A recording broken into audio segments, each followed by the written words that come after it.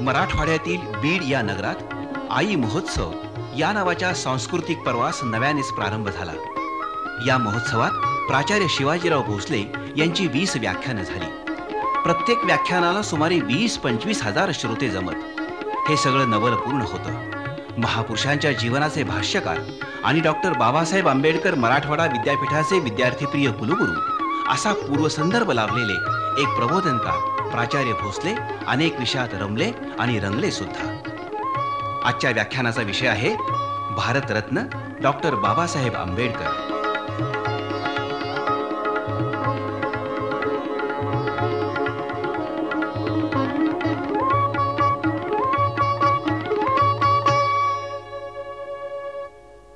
बंधू भगिनींनो, डॉक्टर बाबासाहेब आंबेडकर नेहमी असं म्हणत असत की माझ्या गुरुस्थानी असणारी आणि मला अत्यंत प्रिय असणारी अशी 3 ऐतिहासिक व्यक्तिमत्व आहेत। त्यामध्ये एक आहेत भगवान बुद्ध, दुसरे कबीर आणि तिसरे महात्मा फुले। परंतु प्रभावाच्या दृष्टीनं बुद्ध आणि फुले हे त्यांना अधिक निकटचे ठरले। आता फुल्यांच्या व्यक्तिमत्वाचा त्यांच्यावरती हा प्रभाव पडावा यामध्ये आश्चर्य वाटण्यासारखं काहीही नाही। स्वतः बाबासाहेब हे एक व्यक्तिमत्व चिंतनशीलच होतं। त्यांचे वडील रामजी बाबा हे सुभेदार मेजर होते, लष्कराचे अधिकारी होते। त्यांच्या मातुल घराण्यामध्ये सुद्धा अशीच परंपरा होती। म्हणजे आईकडचं घराणं आणि वडिलांचे वडील ही सगळीच माणसं विद्येच्या उपासनेमध्ये रमणारी होती। तेव्हा बाबासाहेबांच्या मस्तकामध्ये मनामध्ये विद्येचं वेड हे अगोदरच भिनलं होतं। लहानपणापासूनच एक प्रकारची विद्येविषयीची ओढ त्यांच्या मनात होती। त्यांचे वडील हे कबीरपंथी होते। जरी ते लष्कराचे अधिकारी असले तरी ते मांसाहार करीत नव्हते, मद्यपान करीत नव्हते। आणि आपल्या माहितीसाठी सांगतो की डॉक्टर आंबेडकरांना सुपारीचं सुद्धा व्यसन नव्हतं। आंबेडकरांनी आयुष्यात सुपारी कधी खाल्ली नाही। त्या त्यांच्या कुटुंबाचा, त्यांच्या वडिलांचा त्यांच्यावर म्हणून काही संस्कार झाला होता। तेव्हा संध्याकाळच्या वेळी आपलं कामकाज आटोपून ते घरी येत रामजी बाबा, ते आपल्या मुलांना जवळ बसवत आणि संध्याकाळची उपासना ते करीत। त्यामध्ये कबीराचे काही दोहे मुद्दाम मुलांना ते म्हणून सांगत। म्हणजे आंबेडकरांच्या व्यक्तित्व संवर्धनाला किंवा व्यक्तित्वाच्या जडणघडणीला फार लवकर सुरुवात झाली। कानावर फार चांगलं काही पडत होतं। वडील काही विचार समजावून देत होते आणि मुलांनी खूप शिकावं हा आग्रहसुद्धा ते धरत होते। अगदी लहानपणी त्यांनी बाबासाहेबांना सांगितलं होतं की शेवटपर्यंत तू गरीब राहिलास तरी चालेल, पण तू विद्या संपन्न व्हावंस एवढी माझी आकांक्षा आहे। परंतु ही आकांक्षा बाबासाहेबांच्या मनामध्ये वडिलांनी जरी रुजवली तरी समाजामध्ये असणारं वातावरण हे त्या आकांक्षेच्या परिपूर्तीसाठी तेवढं अनुकूल नव्हतं।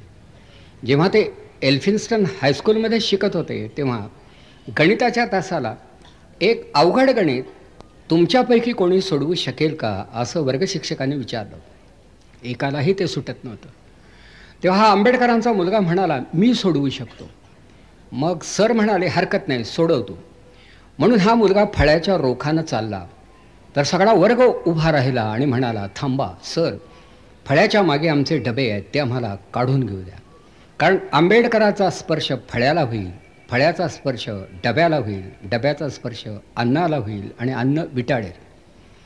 तेव्हा ज्या आंबेडकरांना गणित सुटत होतं त्यांना फळ्यापर्यंत जाता येत नव्हतं आणि ज्यांना कुठेही जाता येत होतं त्यांना गणित फक्त येत नव्हतं।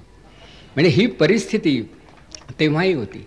लहानपणी अगदी वडिलांच्या भेटीसाठी काय गोरेगाव भाग आमच्या सातारा जिल्ह्यात ते मुकादम म्हणून काम करत होते। त्यांनी बऱ्याच नोकऱ्या केल्या। इकडे लष्करामधली पेन्शन घेतल्यानंतर इतरत्र काही कामं मिळाली तर ते कामं करत होती, कारण शेवटी त्यांना संसार करायचा होता।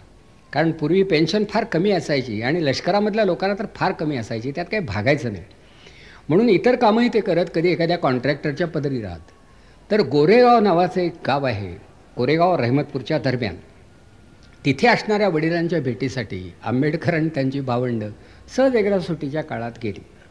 स्टेशनवर उतरल्यानंतर आता जायचं कसं, चालण्यापेक्षा बैलगाडीनं जावं असं वाटलं आणि म्हणून एका गाडीवानाला त्यांनी विचारलं की तू आमच्याबरोबर येशील का, काय भाडं असेल ते आम्ही देऊ. गाडीवान म्हणाला पैसे देणार असाल तर काय प्रश्न आहे, त्यासाठी तर मी आहे.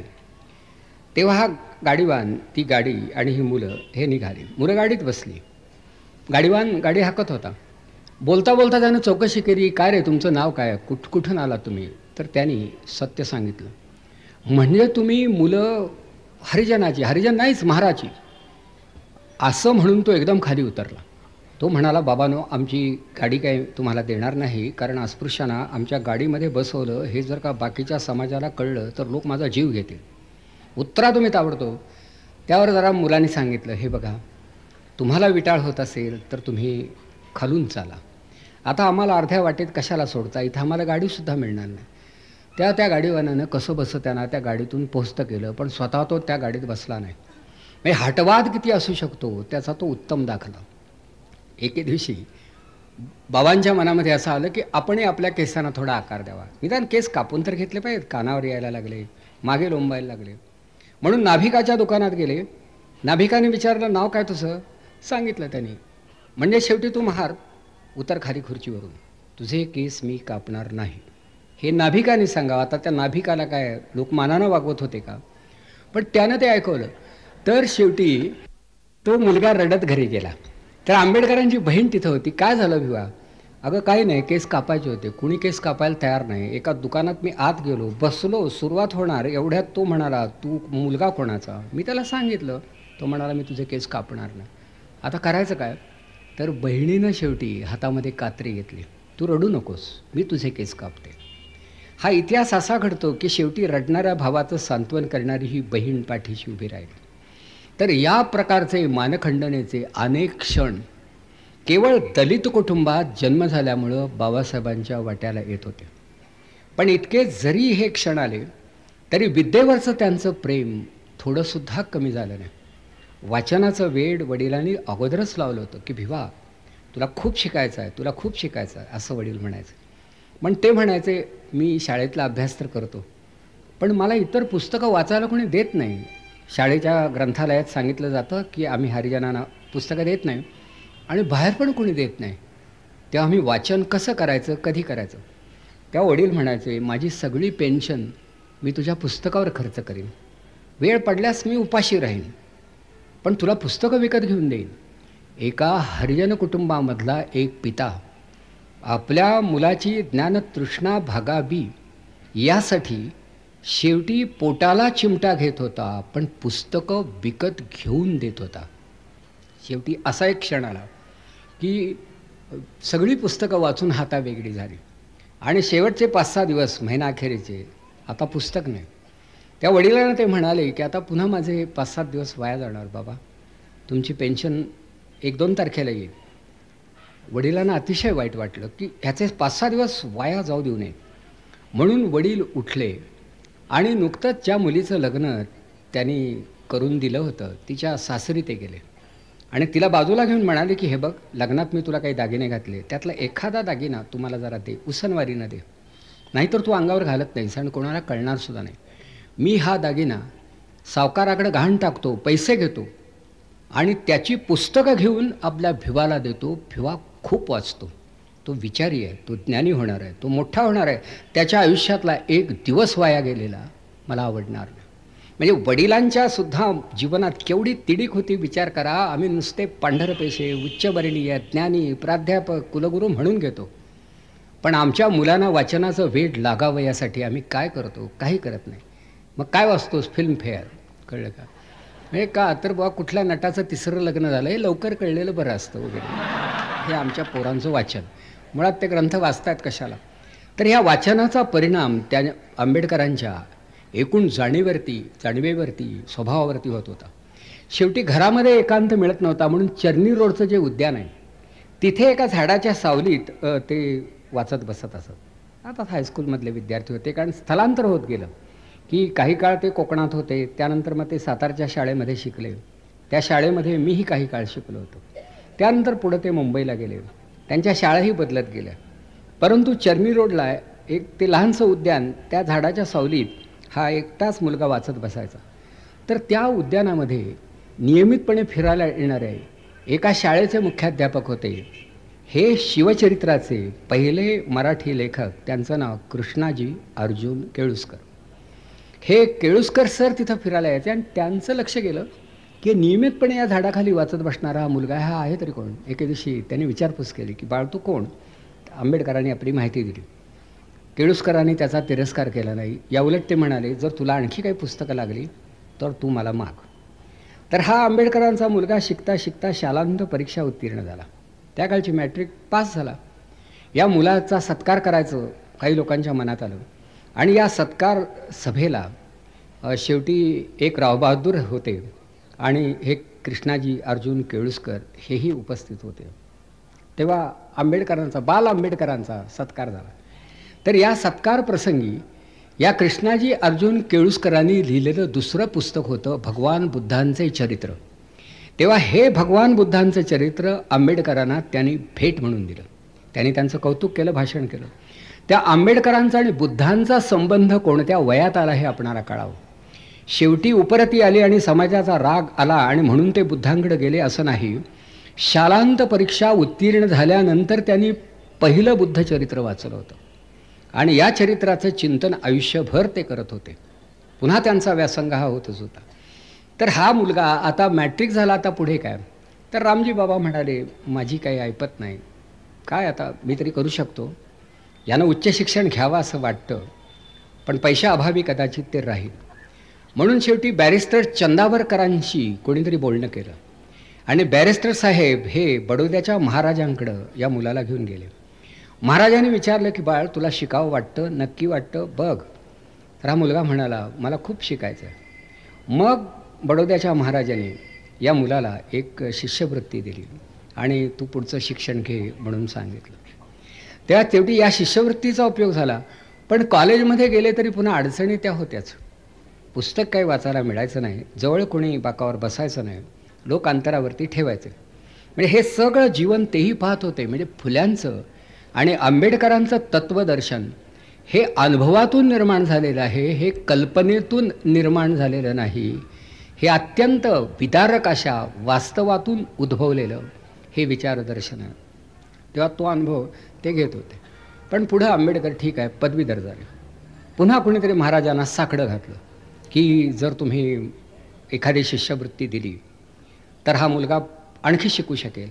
महाराज म्हणाले हा नोकरी करू शकेल का, माझ्याकडे येऊ शकेल का, मी त्याला चांगली नोकरी देईन. म्हणून आंबेडकरांनी बडोद्याला नोकरी करण्याचाही प्रयत्न केला पण त्यांना राहायलाच जागा मिळेना. एवढे मोठे महाराज, त्यांचं आंबेडकरांच्यावर प्रेम होतं पण महाराज आंबेडकरांना खोली काय मिळवून देऊ शकले नाहीत.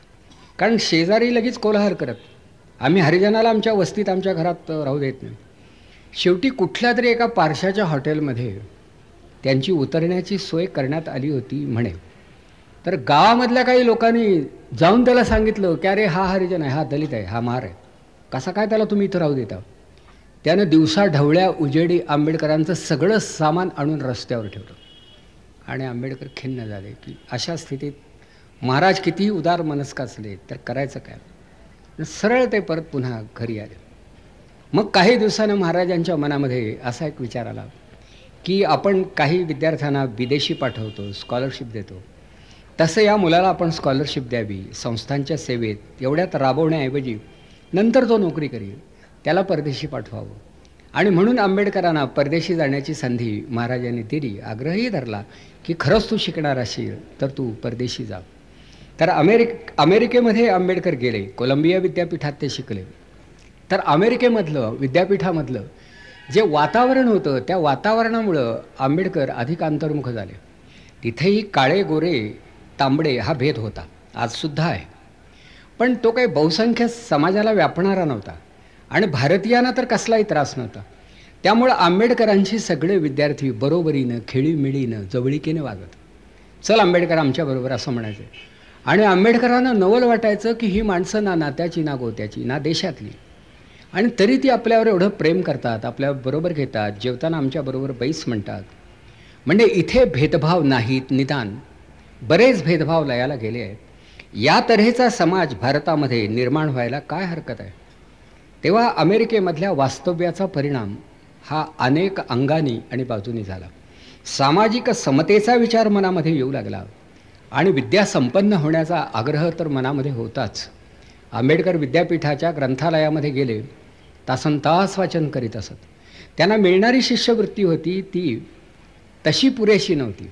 त्यामुळे त्यांनाही विद्यार्थी दशेत आपल्या बऱ्याच गरजा कमी कराव्या लागल्या. काय या सगळ्या भागणार नाहीत म्हणून कपडेसुद्धा कमी वापरायचे, जेवणही एखाद्या वेळी घ्यायचं, एखाद्या वेळी घ्यायचंच नाही. मग या आपदा सहन करीत आंबेडकर अभ्यास करत होते. पण सामाजिक समानता ते तिथं अनुभवत होते आणि मनातून चिंतन करत होते की भारतामध्ये परत गेल्यानंतर आपण काय करायचं. शेवटी आपल्या दलित बांधवांचं काय. म्हणजे त्यांच्या मनामध्ये एक विचार आजन्म राहिला तो असा की ज्या समाजात मी जन्माला आलो त्यांच्या दुःखाचं निराकरण कोण करणार. ही माणसं भाबडी आहेत, दुर्दैवी आहेत, खचलेली आहेत, पिचलेली आहेत. शेवटी मला हे काम करावं लागणार आहे, पण हे काम करण्यापूर्वी मी स्वतः विद्या संपन्न झालं पाहिजे. म्हणून त्यांच्या विद्यार्जनामागे ज्ञानी होणं हा एक आंतरिक हेतू होता, त्याचा आशय व्यक्तिगत होता. परंतु समाज कल्याणासाठी सुद्धा मला विद्या संपन्न झालं पाहिजे आणि विशेषतः दलित बांधवांच्या कल्याणासाठी. म्हणून ही ओढ दुहेरी होती आणि तो अभ्यास हा असा चालूच होता. तेव्हा पुढं अमेरिकेमध्ये मिळतील त्या पदव्या घ्यायच्या आणि नंतर लंडनला जाऊन बॅरिस्टर व्हायचं, इतके सगळे विचार होते. म्हणजे आंबेडकरांनी परदेशामध्ये जाऊन विद्यार्जन केलं आणि संपादन केलेल्या सगळ्या पदव्या जर एकत्रितपणे विचारात घेतल्या तर त्या बऱ्याच निघतील. कारण ते शेवटी कोलंबियाचे MA होते, PhD होते, LLD होते. त्यानंतर लंडन विद्यापीठाचे ते DSc होते आणि तिथेच राहून ते बॅरिस्टर झाले होते. त्यानंतर उस्मानिया विद्यापीठानं त्यांना D.Litt ही पदवी दिली होती. या आंबेडकरांना एवढ्या पदव्या मिळून गेल्या, म्हणजे ते ज्ञानाचं वेडच होतं.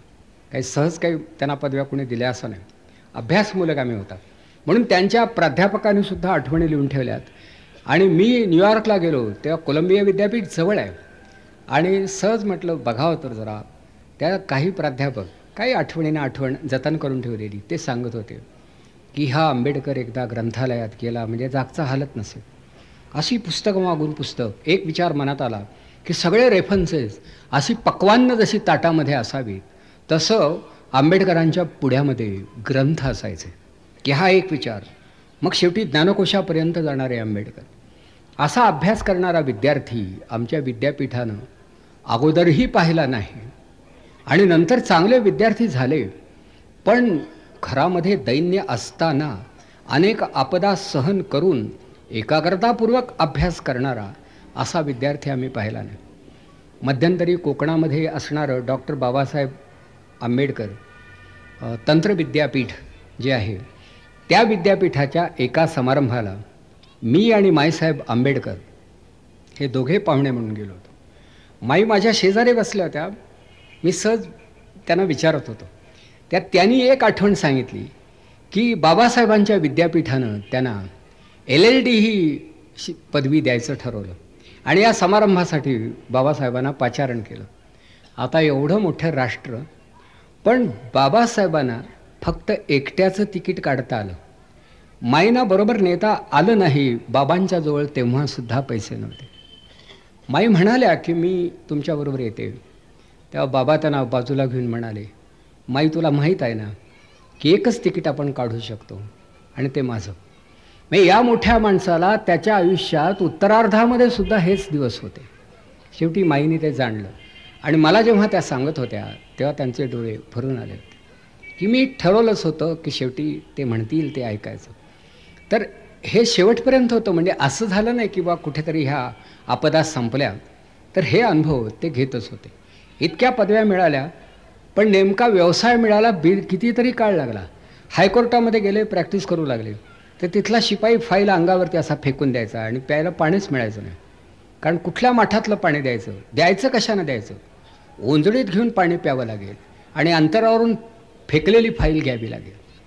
शेवटी काही मोठ्या लोकांनी मध्यस्थी केली आणि लॉ कॉलेजमध्ये प्राध्यापक म्हणून त्यांची नियुक्ती झाली. तेव्हा मात्र त्यांच्या बुद्धीचा प्रकाश हा असा सगळीकडे पडला आणि त्यांच्या तासाला बरेच लोक येऊन बसू लागले. काही काळ कॉमर्स कॉलेजमध्ये सुद्धा त्यांनी अध्यापन केलं आणि अर्थशास्त्राविषयी शिकवला, कारण ते अर्थशास्त्राचे अभ्यासक होते. म्हणजे ते बॅरिस्टरही होते, पण अर्थशास्त्राचे ते अधिक व्यासंगी होते. म्हणून शेवटी एका शासकीय महाविद्यालयात त्यांनी अर्थशास्त्र शिकवलं.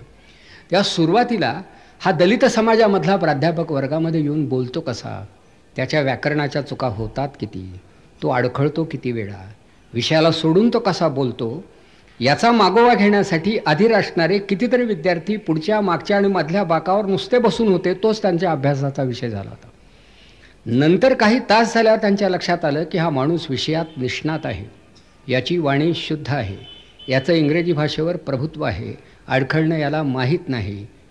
घोर निराशा या लोकांच्या वाट्याला आली. नाहीतर आंबेडकरांची पाराध करण्याच्या विचारात ते होते, पण ती होऊ शकली नाही. आणि मग इथून पुढं ते थोडे वरच्या वाऱ्याला लागले. पण हे करत असताना सुद्धा पुन्हा मनात विचार माझ्या बांधवांचा, त्यांचं काय. आणि म्हणून या समाजामध्ये जी जातीयता होती आणि जी अस्पृश्यता होती आणि या अस्पृश्यतेमुळं हरिजनांची अवहेलना घडत होती, ती थांबली पाहिजे. यासाठी काहीतरी उठावच केला पाहिजे, लढा दिला पाहिजे की तुमची मेलेली जनावरं हरिजनांनी ओढायची, गावाबाहेर नेऊन फडायची, त्यांची कातडी विकायची आणि मुलांना सदरा घ्यायचा आणि त्या मेलेल्या जनावरांचं मांस खायचं.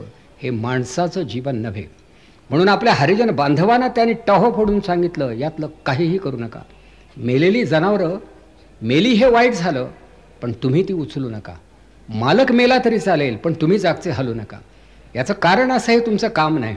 म्हणजे शेवटी तुम्हाला नसत्या गोष्टींचा मोह पडतो आणि म्हणून तुम्ही कोणालाही शरण जाता. जरा ताठ मानेनं जगा. त्या शेवटी त्यांनी जे सांगितलं होतं की शिका, संघटित व्हा आणि संघर्ष करा. आता हा मंत्र मला एका विद्यार्थ्यानं सांगितला. मी वाचला होता पुस्तकात, पण तरीसुद्धा एक निदर्शकांचा विद्यार्थ्यांचा मेळावा कुलगुरू असताना मला भेटायला आला. अर्थात मी मुलांना आतच घेत असे, मी अंतरावरून चर्चा आणि मध्यस्थामार्फत कधीही करीत नव्हतो. थेट ती आत येऊ शकत होती. तेव्हा मी बोलता बोलता त्यांना विचारलं, काय रे, पण तुम्ही हे इतकं सगळं सांगायला आलात, तुम्हाला बाहेरून कोणी भरवलं का? नाही म्हणाले, आम्हीच आलो. पण तुम्ही कसे आलात, कसे? तर मला वाटतं काहीतरी त्याचं महेंद्र झाकडे नाव असावं. तो म्हणाला, आम्हाला बाबांनी सांगितलं, शिका, संघटित व्हा आणि संघर्ष करा. त्याला म्हटलं, तू बाबांचं नाव घेतलंस, थांब, मी उभा राहतो जरा, कारण त्या नावाला उत्थापन दिलं पाहिजे. एवढा तो माणूस मोठा होता. पण पुन्हा त्याच्या पुढं जाऊन सांगितलं, पण माझी तुम्हाला आग्रहाची विनंती अशी आहे की तुम्ही अभ्यास केला पाहिजे. बाबांच्या समाधानासाठी तरी तुम्ही विद्या संपन्न झालं पाहिजे.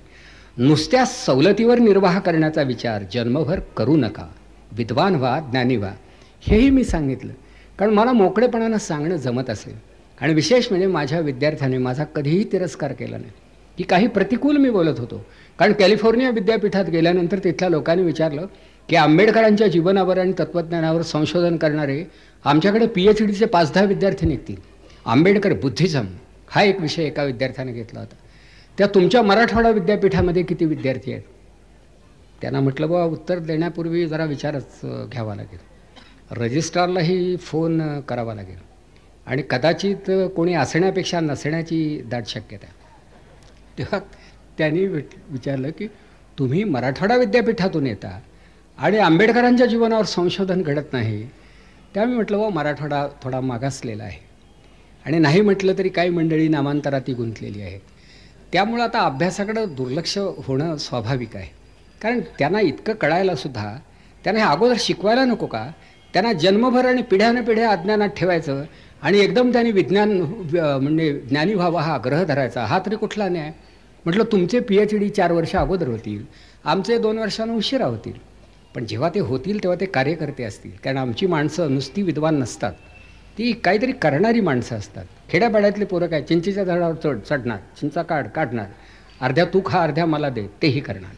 नांगर धरणार, विहिरीत उडी मारणार. खेड्यापाड्यातली मुलं किती गोष्टी करतात. असा बैलाला कासारा लावणार, गाडी जुंपणार. ही खेड्यातली मुलं करू शकतात. हे शिवाजी पार्क, डेक्कन जिमखाना यावर शक्य नाही, हे लक्षात ठेवा. बैल धरायचा म्हणजे नेमकं काय? म्हणजे शेपूट धरायचं, पाय का शिंग, कळलं का? असं विचारतील. म्हणून ग्रामीण भागामधला जो विद्यार्थी असतो तो अनेक अंगाने तयार आणि तरबेज असतो, पण त्याच्या त्या कौशल्याचं कुणी कौतुक करत नाही, कारण त्यात पुस्तकीपणा नसतो ना. मुलगा कसा पाहिजे, काही नाही करणारा पण शुद्ध बोलणारा. अरे तो इतिहास घडवू शकेल. त्या मुलांनाही तुम्ही जाणून घ्या की ती काय काय करू शकतात. म्हणून शेवटी ग्रामीण विभागाच्या आणि विशेषतः मराठवाड्याच्या विकासासाठी स्वतंत्र विद्यापीठ असावं ही कल्पना यशवंतराव चव्हाणांची, त्यांनी ती राबवली. का तर ह्या भागातल्या लोकांच्या शिक्षणाकडे दुर्लक्ष. पण हे विद्यापीठ पोहोचण्यापूर्वी शेवटी आंबेडकर या नावाचे ज्ञानयोगी अगोदर पोहोचले होते. म्हणजे आंबेडकरांची कॉलेजेस अगोदरची आणि विद्यापीठ नंतरचं असला हा अनुक्रम. आंबेडकरांना सुद्धा मुंबईत राहता आलं असतं, दिल्लीत राहता आलं असतं, कुठे राहता आलं असतं. त्यांनी मराठवाड्याची निवड केली. म्हणजे आंबेडकरांच्या नावाचा आग्रह त्यांच्या हयातीमध्ये धरला तेव्हा त्यांनी त्याला विरोध केला होता. ते म्हणाले तुम्ही शिका आणि मोठे व्हा, नावावर काय आहे. म्हणजे स्वतः त्यांचा आणि रामानंद तीर्थांचा या गोष्टींना विरोध होता. ते म्हणाले तुम्ही नावासाठी इतके धडपडू नका, नाव कोणाचंही द्या, त्यापेक्षा आपल्या परिसराचं, प्रदेशाचं, आपल्या मराठवाड्याचंच नाव देऊन टाका ना. आणि म्हणून विद्यापीठाला ते नाव दिलं. परंतु मराठवाड्याला सुद्धा जर विद्येचा सुगंध प्राप्त झाला तर तो आंबेडकरांच्या नावानं प्राप्त होईल, म्हणून आंबेडकरांचं नाव मराठवाड्याचं थोडं अलीकडं ठेवलं तरी तसं अप्रस्तुत त्यामध्ये काहीही नव्हतं. पण माणसांना जरा भांडायची हौस असते आणि त्यांना निमित्त हवं असतं आणि ते निमित्त मिळत नाही तेव्हा ते निमित्त करीत असतात. आणि निमित्तातून निर्माण झालेलं निमित्त मात्र भांडण इतिहास घडवू शकत नाही.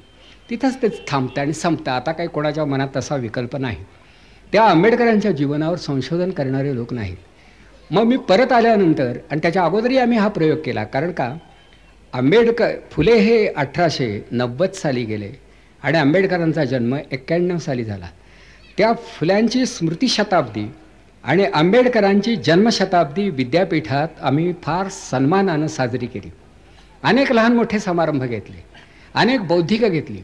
आणि चौसाळा नावाचा हा जो भाग आहे तुमच्याकडचं, मी ते गाव बघितलं नाही, पण फुल्यांचे अखंड म्हणणारी माणसं मराठवाड्यात त्या चौसाळा भागात होती. त्यांच्या दिशेनं आम्ही दूध धाडले आणि 2 दिवस आंबेडकरी जलसा या विषयावरती सुद्धा काही प्रबंध वाचण्यात आले. आणि चौसाळ्याचे ते शेतकरी आले होते टोपी घालणारे, त्यांनी फुल्यांचे अखंड म्हणून दाखवले. बरं वाटलं. आम्ही विद्यापीठात इतकं हे करायचं ते केलं. आंबेडकरांच्या नावाने एक विद्यासनही सुरू करण्याचा ठराव केला होता. ते झालेलं असणार की आंबेडकरांच्या नावानं इथं जे जे करता येईल ते करावं. पण आंबेडकरांचं अभ्यासाचं वेड मात्र विलक्षण होतं, गती विलक्षण होती. ती मात्र कोणालाही परवडणारी नव्हती. बुद्ध आणि धम्म या नावाचा त्यांचा शेवटचा ग्रंथ असा आता शेवटची प्रत तयार करायची, हातावेगळी करायची म्हणून बाबा लिहायला बसले. रात्रीची वेळ होती. तर नानकचंद रत्तू हा त्यांचा पिये. त्या नानकचंदाला ते म्हणाले की आता तू घरी जा, रात्र झालेली आहे आणि ठीक आहे माझं मी जेवण करीन, तू काळजी करू नकोस, तू खरी जा आणि उद्या सकाळी 9 वाजता ये. तर दुसऱ्या दिवशी सकाळी जेव्हा त्यांचा हा पिये तिथे आला तेव्हा बाबा तिथे खुर्चीवर होते आणि त्यांचं लेखन चालू होतं. तेव्हा पाय आपटून बाबांचं लक्ष वेधून या नानकचंदाने विचारलं, बाबा तुम्ही आज फार लवकर उठलात का? त्यावर बाबासाहेबांनी एकच प्रश्न विचारला, तू अजून घरी गेला नाहीस का? ही योग्याची एकाग्रता होती, हे लक्षात ठेवा. म्हणजे एवढा एकाग्र चित्त होणारा माणूसच आंबेडकर होऊ शकतो, दुसरा कोणीही होऊ शकणार नाही. आणि त्या रतूलाही आश्चर्य वाटलं की बाबा एवढे एकरूप झाले. तर माझ्या सहस्रावधी बांधवांचा शेवटी हा मार्गदर्शक आणि प्रमाणभूत ग्रंथ ठरणार आहे. त्यामुळं डोळ्यामध्ये बुद्धीमध्ये जीव गोळा करून मी त्याचं लेखन करतो आहे. आणि म्हणून ते असं त्या समाधीमध्ये ते राहत होते. त्या आंबेडकर हे विद्येचं वेड होतं आणि समाजाचंही वेड होतं.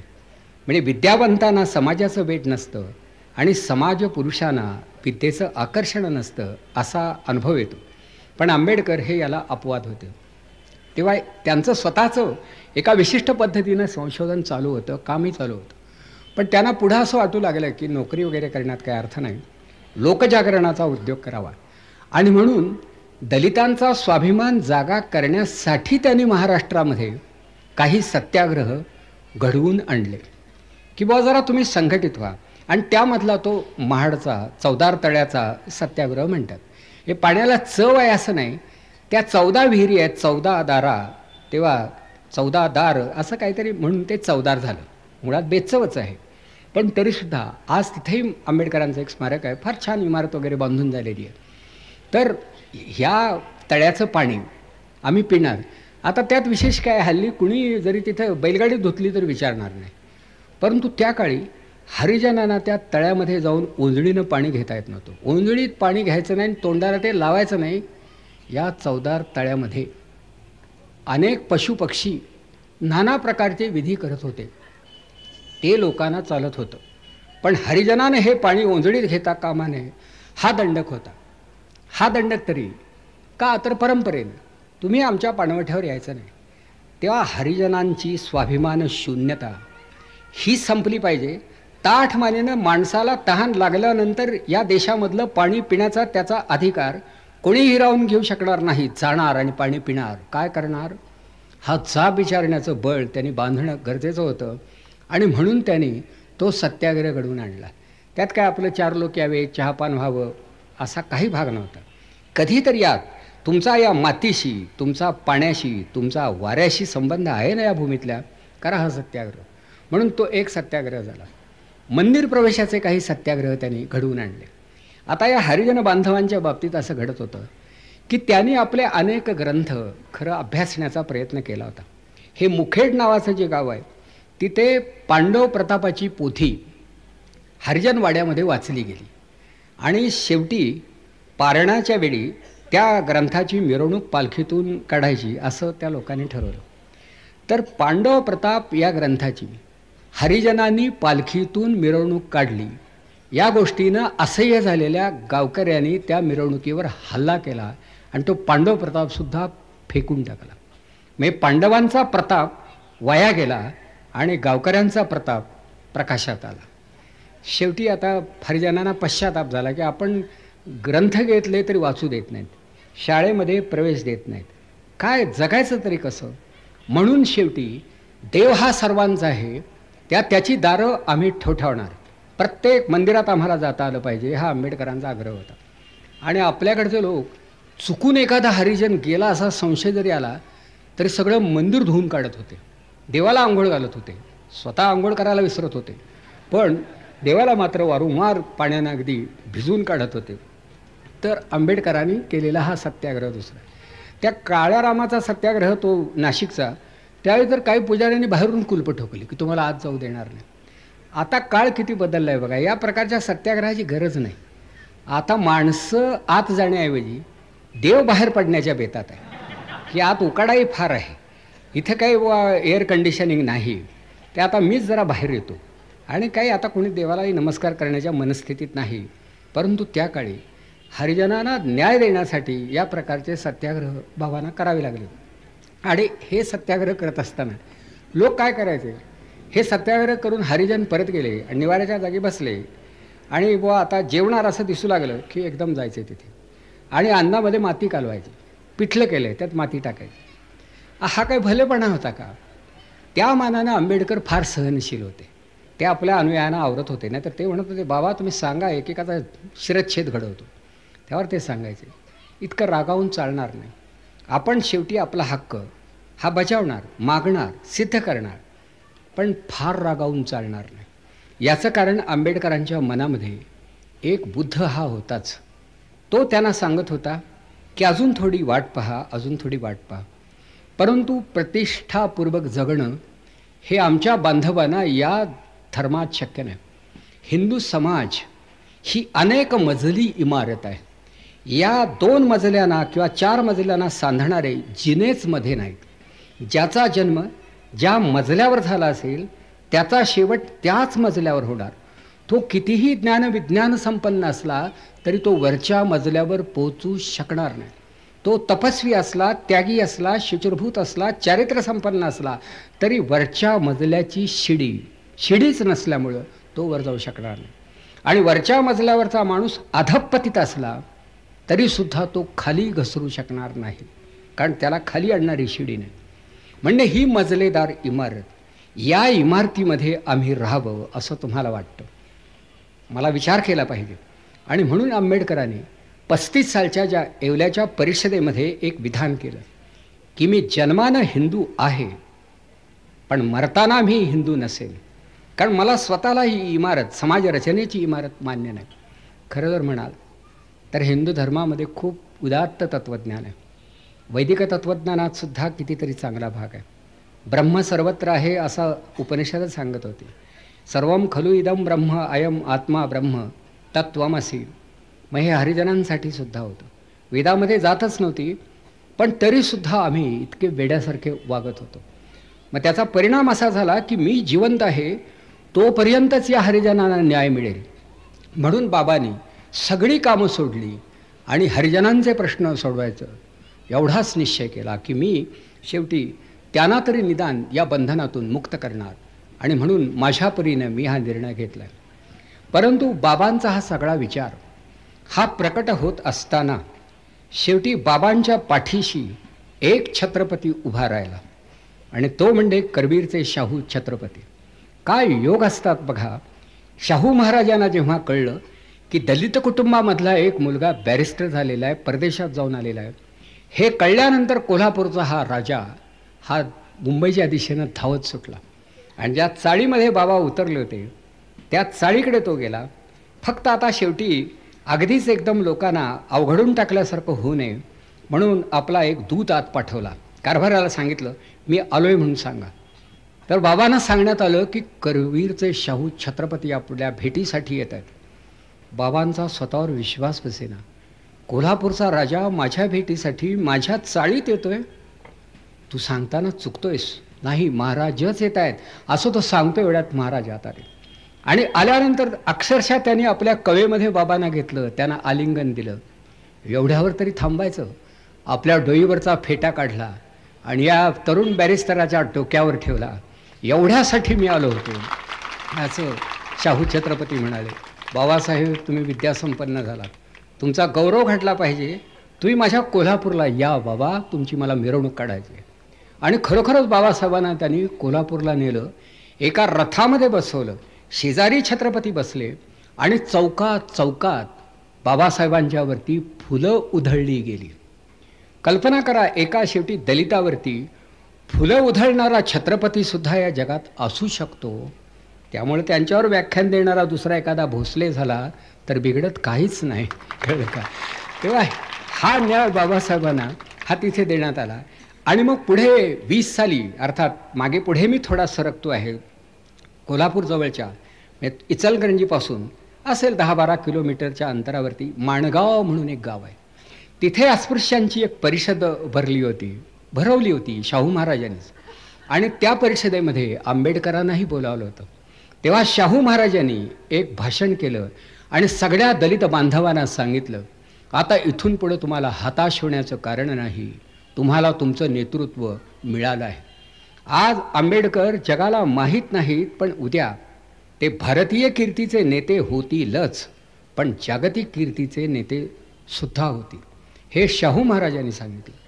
आता त्या शाहू महाराजांच्या विषयी आंबेडकरांच्या मनामध्ये कृतज्ञतेची भावना आजन्म वसत होती.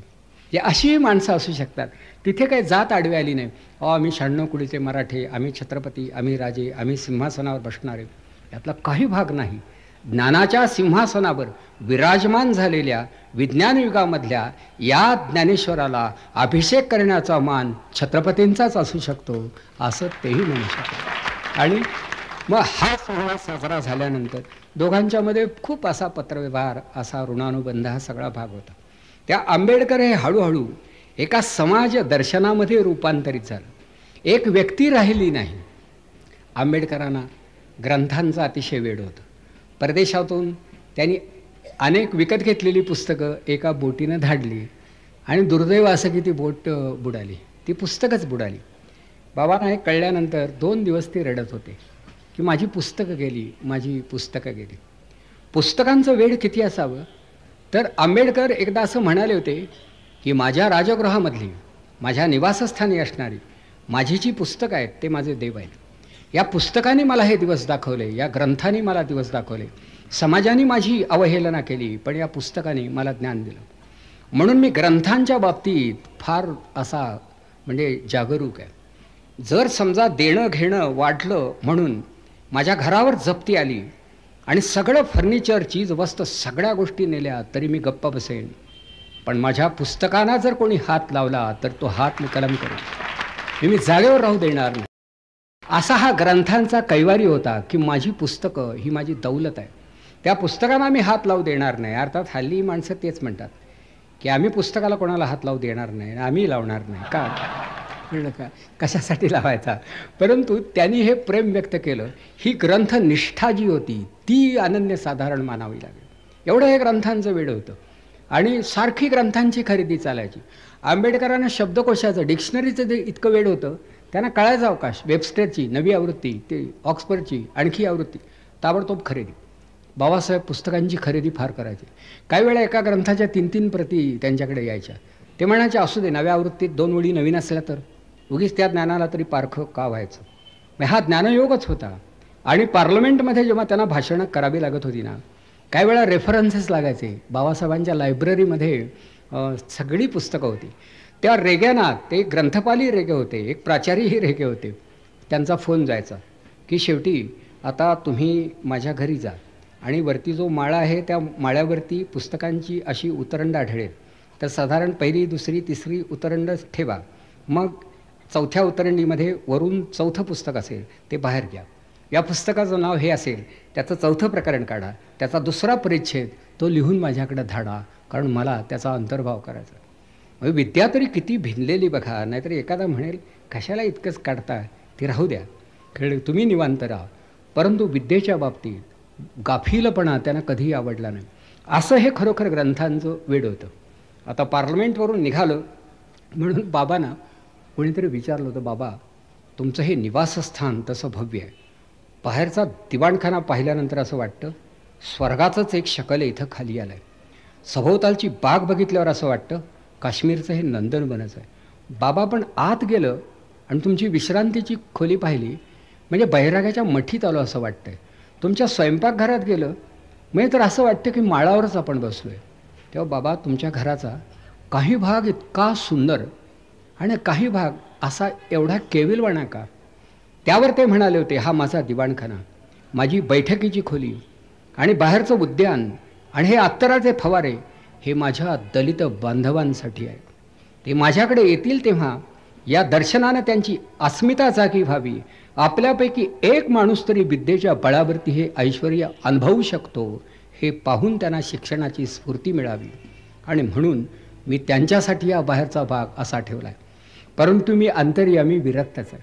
त्यामुळे माझी अभ्यासिका, माझं स्वयंपाकगृह आणि माझं शयनगृह, माझी विश्रांतीची खोली काही नाही, ती साधीच राहणार. माझ्या गरजा फार कमी आहेत. म्हणजे ह्या माणसाच्या प्रत्येक हालचालीच्या मागे एक काहीतरी समाजदर्शन उभं होतं. ते एकदा एका संदर्भात म्हणाले होते, माणसानं जगावं कसं याविषयी एका चिनी तत्त्ववेत्यानं सांगितलेलं वचन मला अतिशय आवडतं.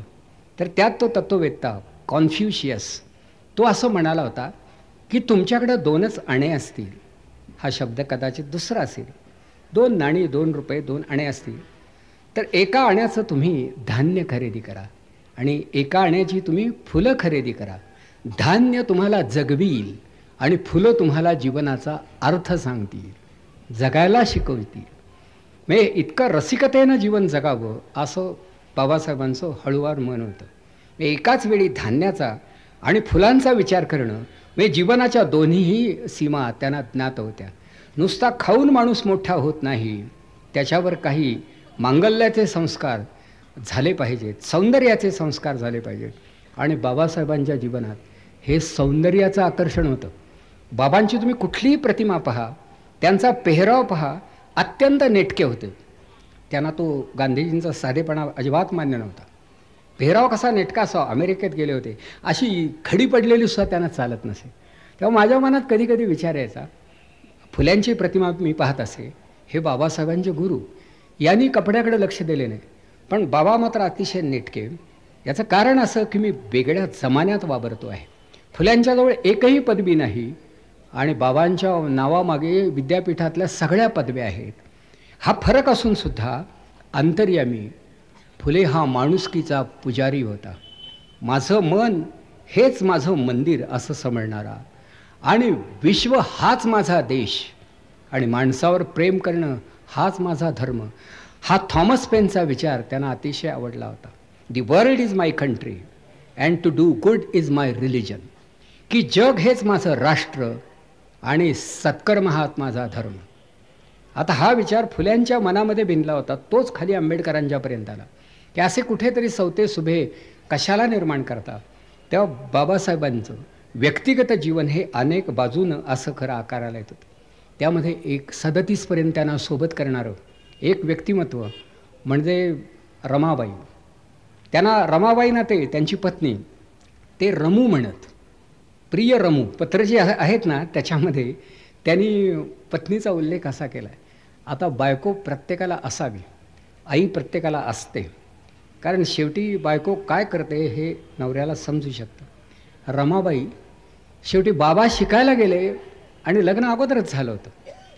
पदवीधर होण्यापूर्वीच लग्न झालेलं आणि बाबा शिकायला गेलेले. तर आता बाबांच्याजवळ पैसे नसतील. कुणीतरी विचारायचं, रमा आता बाबाला भूक लागली असेल पण तिकडं पैसे टाकल्याशिवाय काही मिळत नाही आणि बाबाला किती महाराज देऊन देणार, काय गं करत असेल तो. तर रमाबाई शेवटी पदरानं डोळे पुसायच्या आणि आपण काय करू शकतो का याचा विचार करायचा. आणि या बाईने शेवटी केलं काय, तर असे जनावरांचे, म्हशींचे, गाईचे, बैलांचे कळप असे असे समोरून जायचे. त्या हरिजन वस्तीच्या कडेनं जायचे आणि जाता जाता ही जनावरं शेण टाकायची. तर रमाबाई मुलांना, लहान मुलांना गोळा करायचे आणि म्हणायचं, ताबडतोब तुम्ही ते शेण गोळा करून आणा तर खरं, बघूया बरं कोण लवकर आणतो, खूप आणतो. आणि त्या मुलांना ते काम सांगायच्या आणि शेण गोळा केलं की त्या गोवऱ्या थापायच्या. गोवऱ्या वाळल्या की गोवऱ्या विकायच्या आणि जे पैसे हाती यायचे ते पैसे एकत्रित करून बाबांना पाठवायच्या. म्हणजे न शिकलेली एक स्त्री आपला पती शिकतो आहे त्याला मदत केली पाहिजे म्हणून काय करत होती. बाबांना रमाबाई अतिशय आवडायच्या. बाबांचा आपल्या पोराबाळांच्यावर सुद्धा अतिशय जीव होता. 26 साली गेलेला त्यांचा राजरत्न हा गेल्यानंतर शेवटी आता मुलगा गेला आहे, गतप्राण झाला आहे. हा माणूस विद्वान, त्याला काय माहीत नव्हतं शेवटी आता गेला आहे तो परत येणार नाही. पण कित्येक तास त्या मुलाला कोणालाही त्याने हात लावू दिला नाही. माझ्या पोराला माझ्या मांडीवरून हलवू नका, माझा राजरत्न माझ्या मांडीवर आहे. म्हणजे एक वेड असं लागावं असा प्रकार की झटकाच यावा दुःखाचा, तो बाबासाहेबांना आला. म्हणजे बाबासाहेब कुटुंबवत्सल होते. मुलाबाळांच्यावर, पत्नीवर त्यांचं प्रेम होतं. नुसतं त्यांच्यावरच नाही तर अंगणातल्या कुत्र्यावर सुद्धा. म्हणजे नुसता असा कोरड्या बुद्धीचा तो निष्क्रिय विद्वान नव्हता. त्यांचा लाडका कुत्रा हा रोज सकाळी हा दूधवाला आला की दार उघडलं जायचं, त्याबरोबर तो आत यायचा आणि थेट बाबांच्या पायाजवळ जाऊन बसायचा. हा कुत्रा त्यांना फार आवडायचा. हा कुत्रा आजारी पडला. बाबा स्वतः त्याला दवाखान्यात घेऊन गेले आणि डॉक्टरनं सांगितलं की याला लवकर बरं करा, याला काय काय होतं ते पहा. कुत्र्याला पोस्त करायला ते स्वतः गेले आणि दिवसातून 2 वेळा फोन करायचे.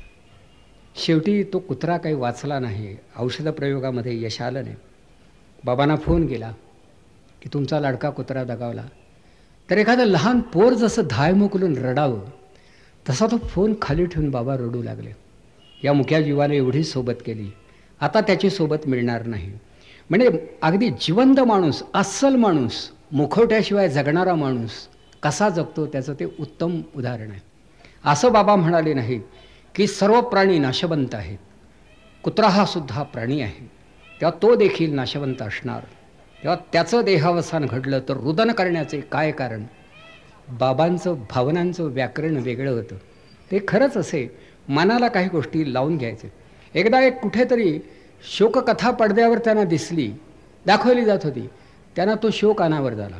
म्हणजे भावसमृद्धता त्यांच्या अंतर्यामी एवढी होती की त्यांना या गोष्टी खरोखर जाणवत असत. आणि म्हणून ते म्हणत असत की दुःखाचा प्रसंग मला सहन होत नाही. अनेक हरिजन बांधव त्यांच्या दर्शनासाठी लांबून यायचे, उपाशी असायचे. चिरगुटामध्ये फार तर चटणी, एखाद्या भाकरीचा तुकडा इतका घेऊन यायचे आणि बाबांना अतिशय वाईट वाटायचं.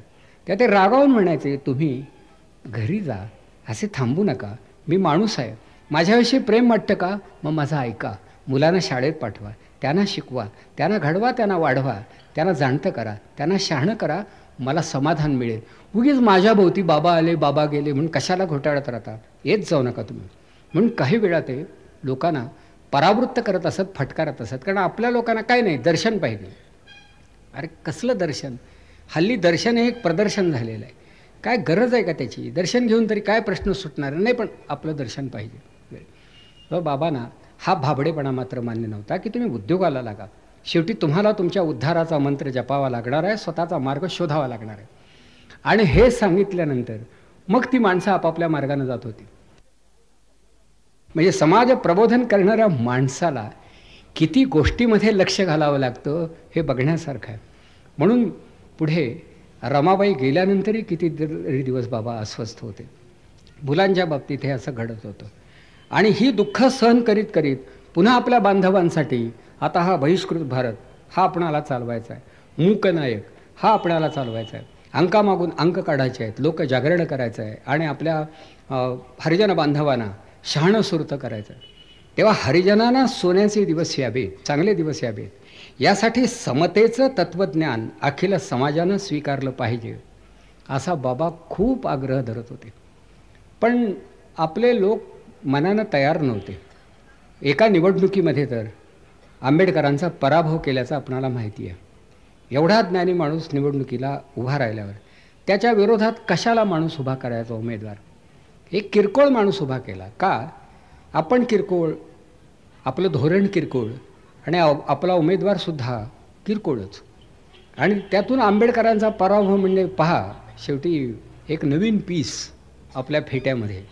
त्या या आनंदात ती मंडळी होती आणि अगदी मिरवणूक काढून त्या माणसाची, लोणी विकणारा माणूस, त्याची मिरवणूक काढली. काय जय जयकार त्याचा!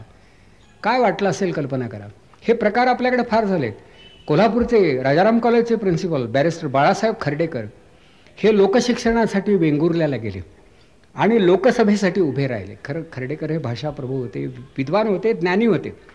त्यांना काही लोकांनी सांगितलं, कशाला तुम्ही या राजकारणात पडता?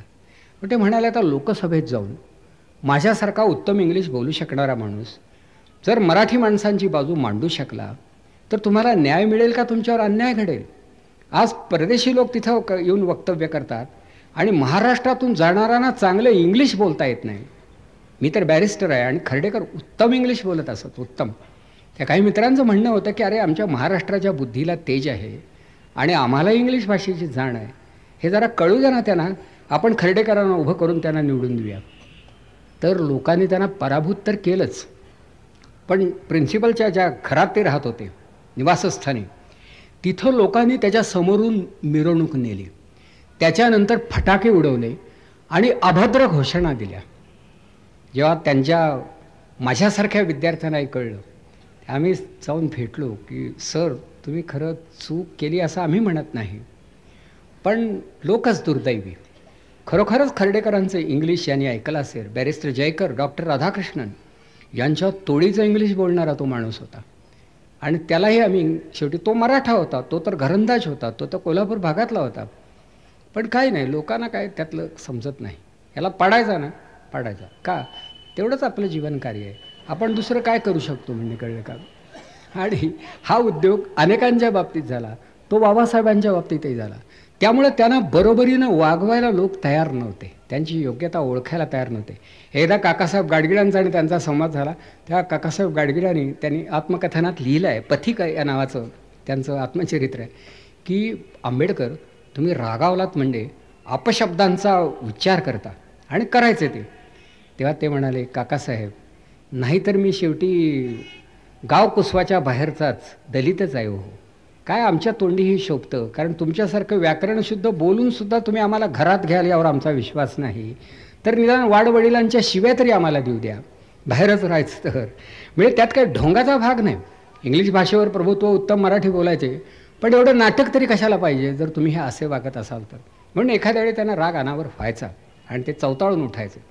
अर्थात त्यांचे वडील कबीरपंथी होते, पण बाबासाहेब थोडेसे म्हणायचे की अधूनमधून जरा बोंबीला आणलं तर बरं होईल. तिथेही त्यांनी काही खोटेपणा दाखवला नाही की नाही जरा मी कुणी सगळे गेले म्हणजे मग आचार्याला, असं काही नाही. मला जरा बाजरीची भाकरी आणि त्या बोंबिलाची चटणी मला फार आवडते. एवढा ज्ञानी माणूस, पण त्याच्या साध्या साध्या आवडीनिवडीसुद्धा त्यानं लपवल्या नाही. नाहीतर एखाद्याने तेही केलं असतं की एवढं सांगू नका, बाकीचं चरित्रात सगळं लिहा. आवडतं खरं का? अहो मी महारवाड्यातच जर राहिलो काही काळ आणि हे सगळी सागुती अमुक तमुक माझ्या समोर लोक खात होते, त्याचा वास माझ्या नाकात माझ्या मनात भरला, मला आवडायला लागला. त्यात तिथं आभास नाही, देखावा नाही, मुखवटे नाहीत आणि खोटारडेपणा नाही. तर असं जीवन जगणारे बाबासाहेब शेवटी कोणीही आपल्याला विश्वासात घेत नाही, बरोबरीनं वागवत नाही. खूप नेहरू वगैरे ही सगळी मंडळी त्यांना मानत होती, नाही असं नाही, पण समाज मला मानत नाही.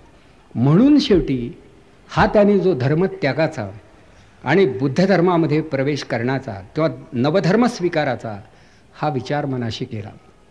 आता याच्यामागे त्यांची एक तात्विक भूमिका होती, ती सुद्धा जाणूनच घ्यायला हवी, कारण बुद्ध साहित्य बरंच आहे. भगवान बुद्धांचा धर्म हा दूरपर्यंत पसरला आहे. आणि अमेरिकेमध्ये मी जेव्हा गेलो तेव्हा आंबेडकर बुद्धिझम की आंबेडकरांनी बुद्ध धर्माच्या एकूण विचारामध्ये टाकलेली भर यावर संशोधन ते विद्यार्थी करत होते. त्यातल्या एकाने टीचिंग्ज ऑफ बुद्ध या नावाचं एक पुस्तक मला भेट म्हणून दिलं. त्या पुस्तकाची 615वी आवृत्ती होती. कल्पना करा, मी इकडेच काय तो बुद्धिझम आहे असं समजू नका, टीचिंग्ज ऑफ बुद्ध 615वी आवृत्ती अक्षरी. मी त्यांना विचारलं, अहो ही काय छपाईची चूक आहे का काय? म्हणाले, आमच्याकडे छपाईची चूक होत नाही आणि झाली तर पुस्तक बाजारात येत नाही. आम्ही म्हटलं, आमचं सगळं चुका सहज असतं आणि सगळंच चुकीचं असतं, त्यामुळे काय काय घरात ठेवायचं, कळलं का? तर 615 ही गोष्ट 91 सालची आहे. आता त्यानंतर त्याच्या आवृत्ती किती निघाल्या असतील. म्हणजे बुद्ध धर्माचा अभ्यास त्यांच्याकडं माणसं एवढा अगत्यपूर्वक करतात आणि आपल्याकडं स्वतःच्याच धर्माचा नाही, तो बुद्ध धर्माचा कधी अभ्यास करणार? कारण आपलं सगळं उत्तम चाललं आहे बघा, अभ्यासाशिवाय, कष्टाशिवाय, प्रामाणिकपणाशिवाय, त्यागाशिवाय. म्हणूनच हा भाग्यवंतांचा देश, की काहीही चांगलं नसताना सर्व काही ठीक चाललेलं असावं, यापेक्षा मोठा चमत्कार या जगात असू शकत नाही. अर्थात हा चमत्कार चमत्कारिक लोकांच्या देशातच घडू शकतो.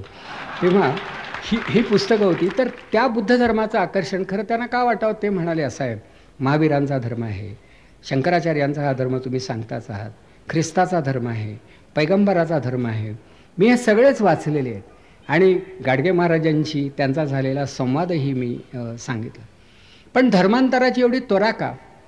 तर शेवटी माझ्या बांधवांनी कुठला ग्रंथ वाचावा, कोणाला नमस्कार करावा, त्यांची ही लयाला गेलेली अस्मिता ही शेवटी कशी जागी करायची? म्हणजे ते बुद्ध झाले म्हणजे मग मी महाराय मांगाय रामोशी आहे हे म्हणण्याची वेळ त्यांच्यावर येणार नाही. मी बुद्ध आहे या एका शब्दात सगळं बसेल, इथून तिथून सारे बुद्ध ते तरी समान होतील. अर्थात आंबेडकरांची ती अपेक्षा कदाचित पुरी झाली नसेलही, पण आंबेडकरांचा हा आग्रह होता की आम्हाला आमची जात पुसून टाकायची आहे, तुमच्या धर्मात ती पुसली जाणार नाही, मग मी दुसऱ्या धर्मात जातो. पण त्याच्यामागे आणखी काही कारणं होती की बुद्ध धर्म हा एखाद्या अवतारानं स्थापन केलेला धर्म नव्हता. बुद्ध हा स्वतःला माणूस म्हणून घेत असे आणि मी माणसांच्या कल्याणाचं माणसांच्या भाषेतून हे बोलणं करतोय असं तो म्हणत असे. बुद्धांनी आनंद नावाच्या आपल्या शिष्याला असंही सांगितलं की जर का माझ्या सांगण्यामध्ये तुला काही त्रुटी, काही प्रमाद आढळले तर यामध्ये दुरुस्ती करण्याचा तुम्हा मानवांना अधिकार आहे. यात अंतिम अक्षर नाही, तेव्हा माझा धर्म हा परिवर्तनशील आहे, हा बदलू शकेल. त्यानंतर पुढे जाऊन हेही बुद्ध धर्मामध्ये स्पष्ट केलेलं आहे की धर्माचा संबंध समाजनीतीशी आहे, सदाचरणाशी आहे. तेव्हा समाजाचं कल्याण आणि सदाचरण यावरतीच धर्माचं लक्ष केंद्रित झालं पाहिजे. धम्म, बुद्धांनी धम्म हा शब्द वापरला आणि हा धम्म आत्म्याचा विचार करीत नाही, परमात्म्याचा करीत नाही, स्वर्गाचा करीत नाही, मोक्षाचा करीत नाही. याचं कारण या गोष्टी आहेत का नाही हे कळतच नाही. म्हणून समाजामध्ये माणूस हा माणूस म्हणून जगेल कसा आणि समाजाचा विकास होईल कसा याचा विचार करणारा बुद्धांचा धर्म हा मला प्रिय आहे. या धर्मामध्ये शेवटी कोणाचीही प्रतारणा नाही. बुद्ध धर्मामध्ये तो विज्ञानाशी सुसंगत आहे. जे बुद्धिगम्य आहे, जे इंद्रिय गोचर आहे तेवढंच सत्य आहे. जग परिवर्तनशील आहे. सर्वम क्षणिकम, सर्वम अनित्यम, सर्वम दुःखम. त्या जगात दुःख आहे, दुःखाला कारण आहे, कारण समजणं शक्य आहे, दुःखाचं निराकरणही होईल. सगळी दुःख तृष्णेतून निर्माण होतात, सारी तृष्णा अविद्येतून निर्माण होते, अविद्येचा निराश झाला पाहिजे. म्हणून 4 आर्य सत्य आणि अष्टांग धर्म हा बाबांनी लोकांना समजावून दिला. आणि त्यांना असं सांगितलं की शेवटी हे धर्म चक्र प्रवर्तन हे इथून पुढं घडणार आहे. तेव्हा हा धर्म हा माणसांसाठी, याच्यात गुंता असा कुठलाही नाही. वर बघायचं नाही, खाली बघायचं नाही. त्या नीतिमत्ता, सदाचरण, समाजकल्याण आणि तर्कसंगत विचार इतक्या गोष्टी बुद्ध धर्मात आहेत. म्हणून मला तो प्रिय आहे आणि म्हणून मी तो स्वीकारतो. मग आता काही लोकांनी आंबेडकरांची समजूत घालण्याचा प्रयत्न केला की बाबासाहेब हे सगळं आपल्याकडं आहे, नाही असं थोडंच आहे. त्यावर बाबा म्हणाले, तुमच्याकडं असेल मी मानतो, पण सांगा हे कुठे समाजात आलं आहे का? तुम्ही हे सांगणार तू पाप आणि पुण्य या गोष्टीविषयी बोलणार. आम्ही आज तूप आणि रोटी खातो का? आम्ही पुण्यवंत आहोत. तू उपाशी राहिलास का? तुझं गतजन्माचं संचित आहे. म्हणून पूर्वसंचिताची वार्ता करून जातीजातीमध्ये भेद निर्माण करून स्वतः आळसाच्या बळावर समाजाच्या शिरोभागी राहणाऱ्यांचा धर्म हा आदर्श मानव धर्म होऊ शकत नाही. बुद्धांनी ही बंधनं नाकारली, झुगारली. स्त्रियांनासुद्धा बरोबर घेतलं आणि दलितांना नाकारलं नाही. म्हणून होऊन गेलेल्या प्रेषितामध्ये मला बुद्ध प्रिय आहेत, बुद्ध मला मान्य आहेत. आणि मी जाण्यापूर्वी माझ्या बांधवांना मला हा धर्म द्यायचा आहे का, तर निदान त्यांची अस्मिता फुलेल, स्वाभिमानपूर्वक ते जगू शकतील. तर असा हा प्रयोग होता. त्याच्यावर रागावण्यासारखं काही नव्हतं. काही लोकांना वाटलं आपल्याकडं गीता आहे, रामायण आहे, महाभारत आहे, तशात तिकडे. हे सगळं असलं तरी माणसांचा विचार कमी आहे. निदान तुम्ही हो करू दिला नाही, म्हणून मला हा धर्म प्रिय आहे. आणि मग शेवटी नागपूरला तो धर्मांतराचा सोहळा झाला आणि बाबांनी त्याच्यावर काही व्याख्यानं दिली. काठमांडूला आहे एका आंतरराष्ट्रीय परिषदेमध्ये बुद्ध आणि त्यांचा धर्म या विषयावरती बाबांनी व्याख्यानं दिली. ती ऐकल्यानंतर विद्यापीठामधले प्राध्यापकसुद्धा म्हणाले की बाबा, हा विचार एवढा अगत्यपूर्वक समजावून घेण्याचा आणि देण्याचा उद्योग आम्ही आजवर केला नाही. तुम्ही बुद्धांना न्याय दिलात असं वाटतं. म्हणजे माणसांना न्याय देण्यासाठी तुम्ही बुद्धांना शरण गेलात, पण बुद्धांना न्याय देणारे तुम्ही एकटेच निघालात. कारण त्यांच्याकडे भिक्षू हे काही मोठे विचारी होते असं नाही, होते चांगले, पण तरीसुद्धा बाबाने जेवढा बुद्ध धर्माचा मूलगामी विचार केला तेवढा विचार त्या बुद्ध भिक्षूंनीही केला नव्हता. मग शेवटी जगभर आता त्याचा अभ्यास केला जातो आहे अमेरिकेमध्ये, की शेवटी आंबेडकरांची कॉन्ट्रीब्युशन कोणती, की बुद्धांनी काय सांगितलं आणि आंबेडकरांनी त्यामध्ये भर कुठे टाकली. बुद्धांनी धर्म प्रचार केला, पण धर्म प्रचारासाठी प्रचार केला, समाजाच्या उत्थानासाठी धर्मप्रचार हा आंबेडकरांनी केला. म्हणजे धर्मामध्ये संघर्ष होता, स्पर्धा होती. त्यावेळी शेवटी हा यज्ञयाग नको, ही पशुहत्या नको, हा खर्च नको, हा वेडेपणा नको, आम्हाला तुमचं हे बंड मान्य नाही. म्हणून बुद्धांनी हा वेगळा धर्म हा सांगितला. बुद्धांनी स्वतः तप केलं, रानावनात राहिले, अनेक गुरूंचा शोध घेतला, देहदंडन केलं, सगळं काही केलं आणि शेवटी त्यांना निर्वाण प्राप्ती जेव्हा झाली तेव्हा त्यांच्या मनात प्रकाश पडला. शेवटी ही वैशाखी पौर्णिमा होती.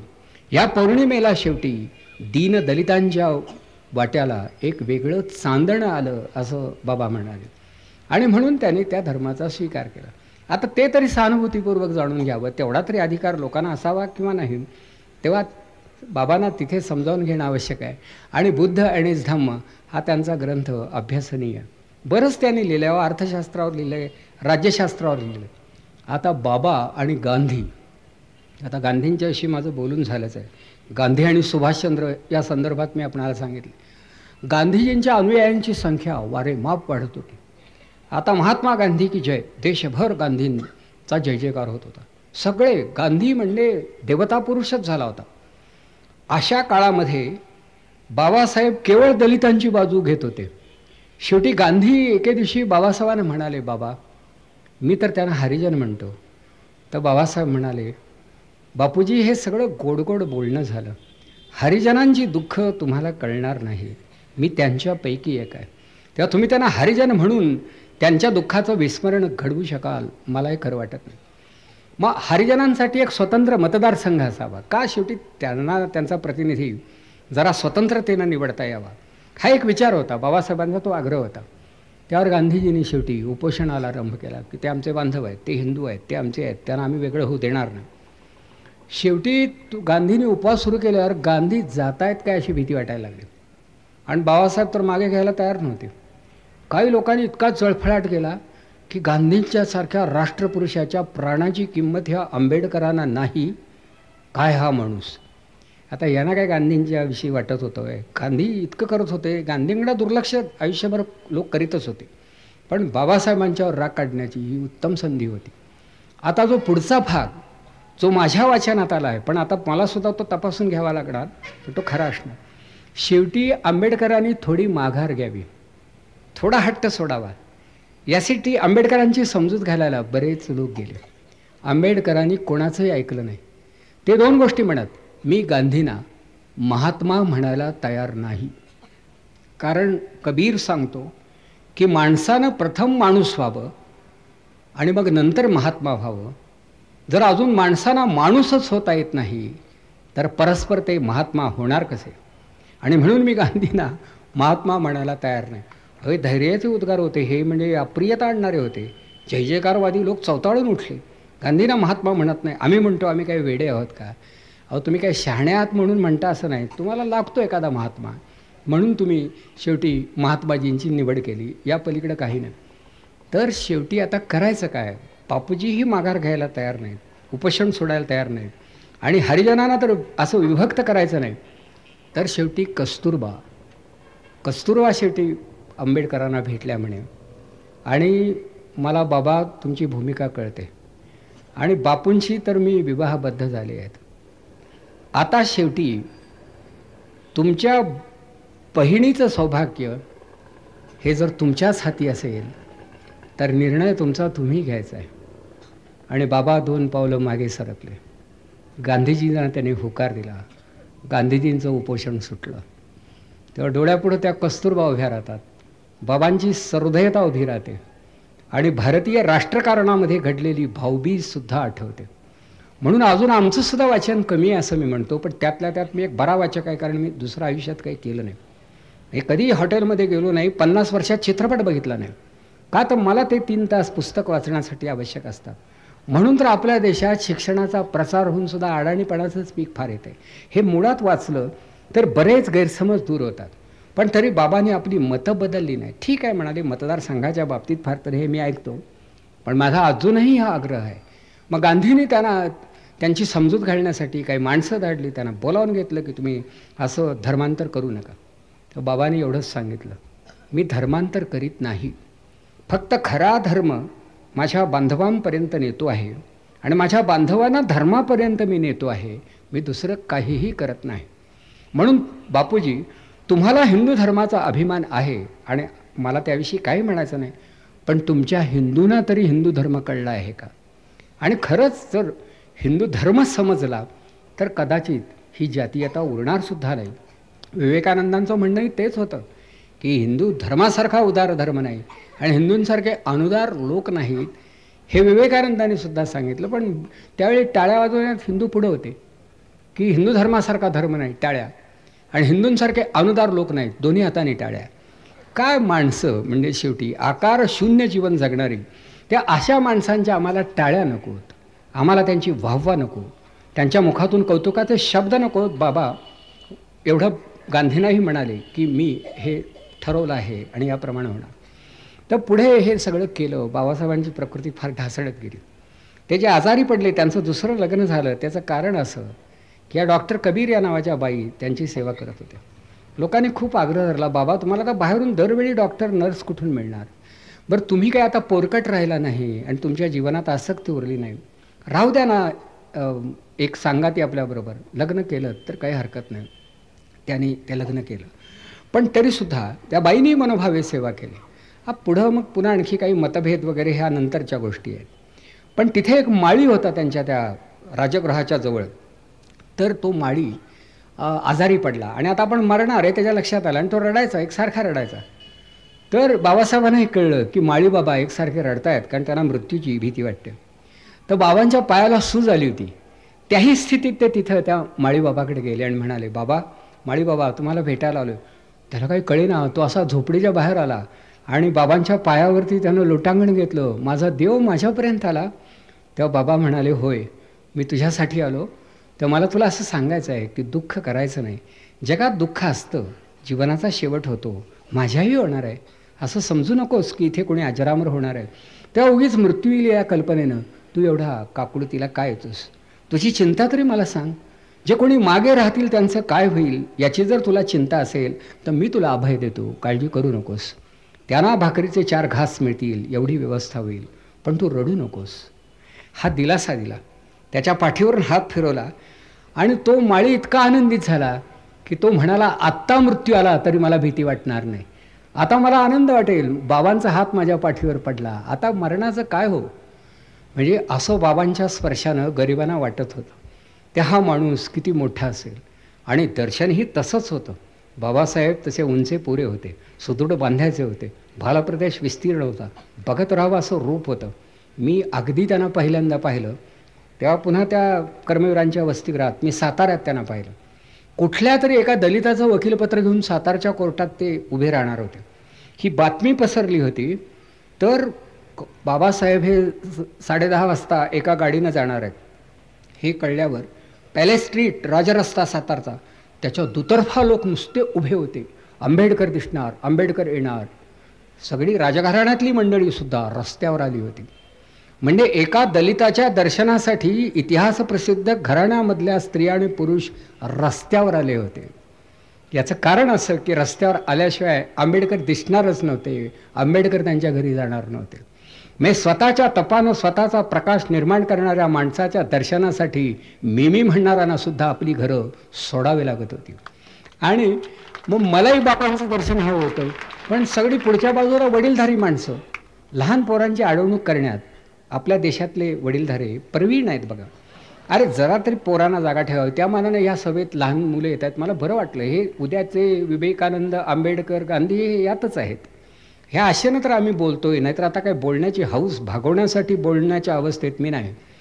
तर जाता येईना. पण मला एवढं माहीत होतं की 2 मोठ्या माणसांच्या मध्ये एक पोकळी असते. काय असेल ते खरं, म्हणजे असतेच, माणसंच ती पोकळ असतात. तेव्हा दोघांच्या मधून असं जरा डोकं आत घातलं की आपणाला प्रवेश मिळणार. आणि म्हणून मी अशी कुशलतेने वाट काढून मी पुढे गेलो आणि बाबासाहेबांना लोकांनी गाडीतून उतरायला सांगितलं की बाबा सगळ्यांना दिसावं यासाठी जरा तुम्ही चालत चला. आणि बाबासाहेब चालत येत होते. तर त्यांचं ते दर्शन घेतल्यानंतर काहीतरी अलौकिक आघाडीत आपण पाहतोय, अनुभवतोय हे मला जाणवलं.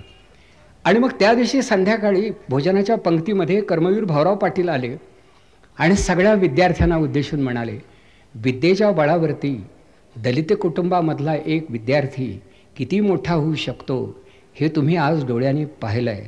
त्या माझ्या पोरांनो, तुम्हाला शिकावं लागेल, खूप खूप शिकावं लागेल. तेव्हा अन्नाला स्पर्श करण्यापूर्वी मनातून आंबेडकरांचं नाव घ्या आणि म्हणा आम्ही सुद्धा तसेच होऊ.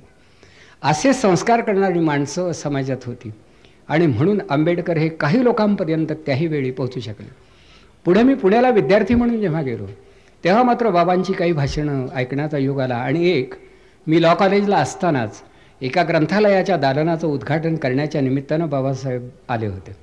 आणि माझ्या सर्व विद्यार्थी मित्रांना मी सांगितलं होतं की अरे आपला अगदी सगळ्यात पहिल्या ओळीचा जो बाक आहे तो आणि आपलं स्टेज यामधला अंतर जरा कमी करता येईल का रे, जरा कमी करता येईल का. आता एवढा हॉलच्या हॉल कोण हलवणार.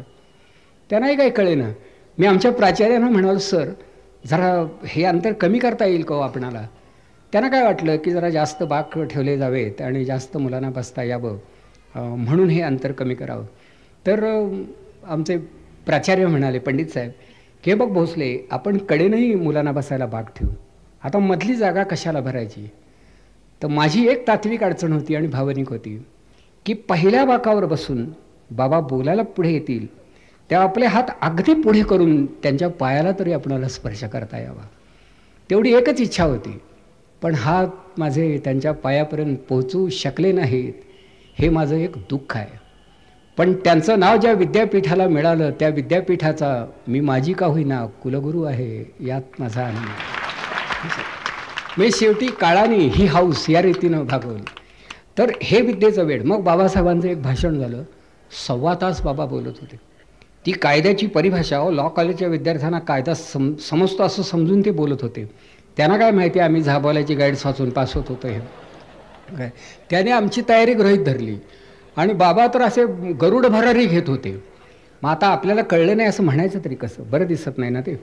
पण एक जाणवत होतं की सखोल अभ्यास, भाषाप्रभुत्व, अमोघ वक्तृत्व आणि हे असं प्रभावी व्यक्तिमत्व, तर सगळी माणसं मंत्रमुग्ध झाली होती. म्हणून मी आपणा सर्वात एवढा तरी भाग्यवान, अर्थात जे कोणी दलित कार्यकर्ते कदाचित जवळ गेले असतील. आमचे शंकरराव खरात हे माझ्या भागातले, मी कलेडोनचा, ते तिकडे आटपाडीचे, काय 20-1 मैलाचं अंतर असेल. ते सारखे बरोबर असायचे बाबांच्या, आणि मला तेवढा आनंद अधूनमधून मिळायचा आणि जाणवायचं आहे. तर अर्थात अगदी व्यक्तिगत बाब आहे, केलाही होता मी कदाचित एकदा उल्लेख. तर माझ्या वडील बंधूंचं नाव बाबासाहेब हे वडिलांनी आंबेडकरांकडं पाहून ठेवलेलं आहे. त्यांना असं वाटायचं की आपला मुलगा असा तेजस्वी व्हावा. ते अवघड होतं हे त्यांना माहीत असायला पाहिजे होतं. पण आता कळलं का, मलाही शिवाजी महाराजांचं नाव त्यांनी दिलं, तर ती चूकच झाली. म्हणजे पण आता करणार काय मला सांगा, वडील चुकल्यानंतर त्यांना सुधारणं हे शक्य नसतं. आणि एकदा वय उलटल्यानंतर ॲफिडेविट करून आहो ही नावं बदलूया, एवढी कशाला, आम्हाला भारदस्तात नावं, बेताची नावं चालतील. हल्ली कसं आपलं चांगली नावं सिनेमा पाहून सुचतात, काय कळत नाही बघा, हल्लीच्या मुलांची नावं फारच छान असतात. घेतल्यानंतर असं वाटतं पुन्हा घेऊ नये, कळलं का, की वारंवार घेण्यासारखं काय आहे. तर ही खरं म्हणजे बाबासाहेबांची नावंसुद्धा ती बदलत गेलेली आहेत. म्हणजे पहिल्यांदा घरामध्ये त्यांना भिवाच म्हणायचे, पुढं भिवराव झालं, मग ते भीमाबाईवरून भीमराव झालं, आणि पुढं ते लोकप्रिय नाव बाबासाहेब झालं, डॉक्टर बाबासाहेब आंबेडकर. मग मुळात ते बाबासाहेब नव्हते, मग त्यांचंही शेवटी नामांतरच होत गेलं आणि अखेरचं नाव त्या विद्यापीठाच्या वाट्याला आलं. हे बऱ्याच लोकांच्या बाबतीत घडू शकतं. लोकमान्य टिळकांचं नावसुद्धा तसं बाळ नव्हतं, पण आई आपली बाळ म्हणायची, तर शेवटी तेच नाव कायम झालं, बाळ गंगाधर टिळक. म्हणजे अशी ही परिस्थिती आहे. तेव्हा अगदी नावं अशी बदलू शकतात. तर हे ज्ञानाचं वेड असलेलं. बरं, बाबासाहेबांना आपल्या संस्थेत फार चांगली माणसं हवी होती. आपण मिलिंद कॉलेजमध्ये जा, आणि बाबासाहेबांनी त्यावेळी प्राध्यापक जे मिळवले होते, काही ब्राह्मण होते, काही CKP होते, हे चिटणीस हे सदैव त्यांच्याबरोबर असायचे. प्रथम श्रेणीचे प्राध्यापक त्यांनी आणले. त्यांची जात नाही बघितली. माझ्या दलित मुलांना उत्तमात उत्तम प्राध्यापक मिळावा, उत्तमात उत्तम ग्रंथ मिळावेत. मिलिंद कॉलेजच्या लायब्ररीमध्ये मी जात असे, कारण कुलगुरू निवास जवळ होतं. मला वाटायचं जरा पुस्तकं बघावीत. तर प्रत्येक पुस्तक, महत्त्वाचं पुस्तक बाबासाहेबांनी वाचलं होतं. एवढंच नव्हे, त्यांच्या खुणा दिसायच्या, गंमत वाटायची, आणि हे वाचन केलं कधी. म्हणजे 2 माणसांच्या या वाचन सामर्थ्याचा मला हेवा वाटला. ती 2 माणसं म्हणजे एक जवाहरलाल नेहरू आणि दुसरे बाबासाहेब आंबेडकर. नेहरूंच्या त्रिमूर्ती बंगल्यामध्ये त्यांचं ग्रंथालय आहे, तेही मी पाहिलं. एक ग्रंथ अधूनमधून बाजूला करून पाहिला. प्रत्येक ग्रंथ नेहरूंनी वाचला होता, आणि प्रत्येक पानावर त्यांच्या काही खुणा होत्या. म्हणजे एवढं मूलगामी वाचन त्यांनी केलेलं. आपण आपल्या आयुष्यामध्ये 10 तरी पुस्तकं खरं इतकी नीट वाचली असतील का? मला खूप वेळा असं वाटतं की पदव्या देण्यापूर्वी हे तासाला बसवणं, ट्युटोरियल्स घेणं, हे सगळं बंद करावं, आणि विद्यार्थ्यांनी आपल्या आयुष्यात आपल्या आवडीचे कुठलेही 20 ग्रंथ वाचावेत, कुठलेही 20 ग्रंथ, आणि त्यावरच त्यांना प्रश्न विचारावेत आणि पदवी द्यावी. हे झालं तर फार चांगलं होईल, आणि हे खरं शैक्षणिक धोरण होईल. आमचा अभ्यासक्रम आम्ही ठरवायचा, तो 12वीच्या इंग्लिशचा पेपर इतका लांब लचक की वर्तमानपत्राचा अंक वाटावा. आणि ती खेड्यापाड्यातली मुलं, त्या बिचारांना ते वाचता येत नाही. काय ती मुलं ढ आहेत का हो? जरा तरी विचार करा. आणि बाबासाहेबांचं मत तेच होतं की तुमचं शैक्षणिक धोरणसुद्धा तुम्हाला बदलावं लागेल. पण दलितांना त्यांनी कुठेही गय न करता अनेक वेळा सांगितलं आहे की तुम्हाला स्वाभिमानी व्हावं लागेल. म्हणजे पुन्हा शिका, हा भाग आहे. शिका म्हणजे खरोखर शिका, नुसतं नाव घाला आणि वर्गाच्या बाहेर जा असं नाही. शिका, पुन्हा संघटित व्हा आणि संघर्ष करा. संघर्ष का करा? तर वेळच तशी जर आली तर करा, मुद्दाम संघर्ष करू नका. कारण आपण बुद्धांचे उपासक आहोत. बुद्ध हे शांतीवादी होते. अक्रोधेन जयेत क्रोधम असं बुद्ध म्हणत. त्या आपणाला रागावण्याचा अधिकार नाही. पण वारंवार सांगूनही न्याय मिळत नसेल तर संघर्ष करायला हरकत नाही. तर हा असा आंबेडकर या नावाचा विचार आणि ज्योतिबा फुल्यांशी संबंधित असणारा, संलग्न असणारा, त्यातून स्फुरलेला, त्यातून विस्तारलेला असा विचार.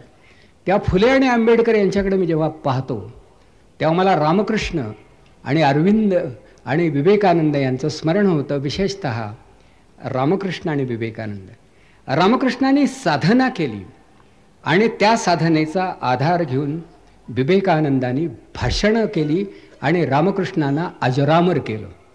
तसं फुल्यांनी एक हा मानवतावाद निर्माण केला आणि आंबेडकर त्याचे भाष्यकार झाले आणि फुले आणि आंबेडकर हे एकमेकाशी एकरूप झाले. जगाच्या आणि समाजाच्या आणि राष्ट्राच्या कल्याणाचं एक स्वतंत्र दर्शन म्हणून भारतीय तत्त्वज्ञानाचा नवीन इतिहास नव्या पिढीचे लोक लिहितील. त्यामध्ये आंबेडकर दर्शन हे असेल. फुले आंबेडकर दर्शन हे फक्त ज्या विद्यापीठात शिकवलं जाईल त्याचा कुलगुरू मी नसेन, एवढंच माझं दुःख आहे. एवढं सांगून आपली रजा घ्या.